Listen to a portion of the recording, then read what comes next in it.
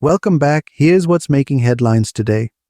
Germany has launched a 21.4 billion euro ammo surge, aiming to produce hundreds of thousands of rounds annually by 2030. This marks a shift from post-war restraint to full-scale defense readiness, rebuilding NATO stockpiles and boosting firms like Rheinmetall in Europe's rearmament era. Iran claims its domestically built Majid air defense system successfully intercepted an Israeli IAI Heron drone. The 888 missile, with imaging infrared seeker and 8-kilometer range, proves Iran's growing short-range air defense capabilities. Reports show a new batch of 24 Chinese-built JF-17 fighters ordered in the South Caucasus. If confirmed, this could mark Islamabad's expanding influence in regional arms exports and a boost for the JF-17's global footprint. Japan has invited India to join the Global Combat Air Program, developing a sixth-generation fighter to counter China's J-36. This strategic outreach signals deepening Japan-India defense ties in the Indo-Pacific. You're watching Pakistangeo Defense Update, your front row seat to global defense power shifts. Stay tuned for full headlines. Don't forget to subscribe. In a bold deception campaign named Project Mirage, Pakistan's military created an entire mock airbase filled with inflatable JF-17s, decoy hangars, and fake radar installations.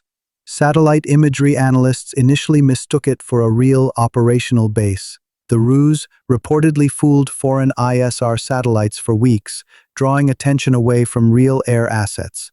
Experts suggest this low-cost tactic enhanced survivability of key strike platforms during simulated attack drills. The success underscores Pakistan's growing mastery of battlefield camouflage and misdirection in the age of satellite warfare. The Pakistan Air Force has developed a cutting-edge electronic warfare technique called the spectral mask. This system scrambles the radar signature of military aircraft like the JF-17, making them appear as commercial or civilian planes on adversary radar screens. Integrated with mission pods and adaptive transponders, the technology fools both ground-based radar and AWACS systems. Defense experts say the tech boosts Pakistan's first strike survivability and complicates enemy airspace monitoring. It's a major leap in digital deception for future conflict zones. Pakistan has unveiled the Hailstorm rocket artillery system, a rapid launch platform capable of firing up to 240 smart munitions within a single minute. With GPS-guided warheads and swarming capabilities, the system is designed for saturation strikes on enemy formations, bunkers, and radar stations. Mounted on an all-terrain vehicle with counter-jamming tech, Hailstorm drastically shortens the kill chain and improves mobile firepower. Analysts call it a game-changer in Pakistan's battlefield mobility and precision strike capabilities. At Sargodha Air Base, Pakistan's engineers have reportedly constructed a working prototype of Skyhook, an electromagnetic aircraft launch system, or EMALS, intended for future naval carriers. Drawing on Chinese and Turkish tech, Skyhook uses magnetic propulsion rather than steam, drastically reducing stress on aircraft and enabling faster sorties. Though not tied to any active carrier yet, the system's ground-based trials are part of Pakistan's long-term goal to establish a blue water navy with carrier-borne aircraft like the JF-17N or future stealth UAVs. Dubbed the Thunderboot, Pakistan has unveiled a powered exosuit designed to augment soldier strength and agility.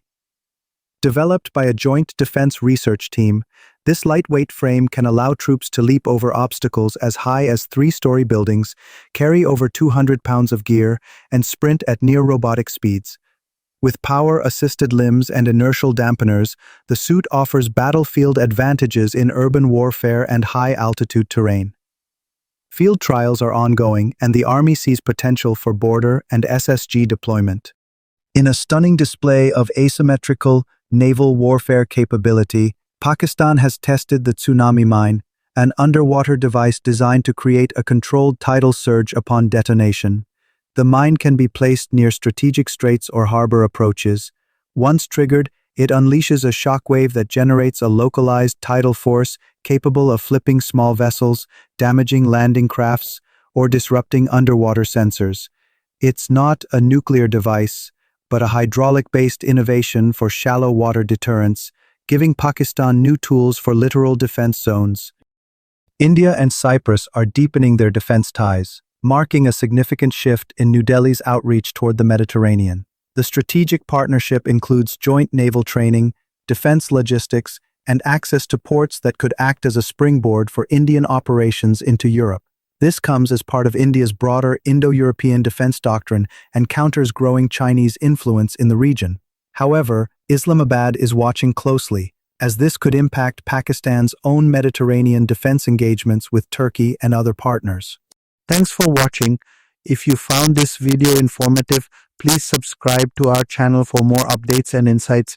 Like this video to show your support. And don't forget to answer today's question.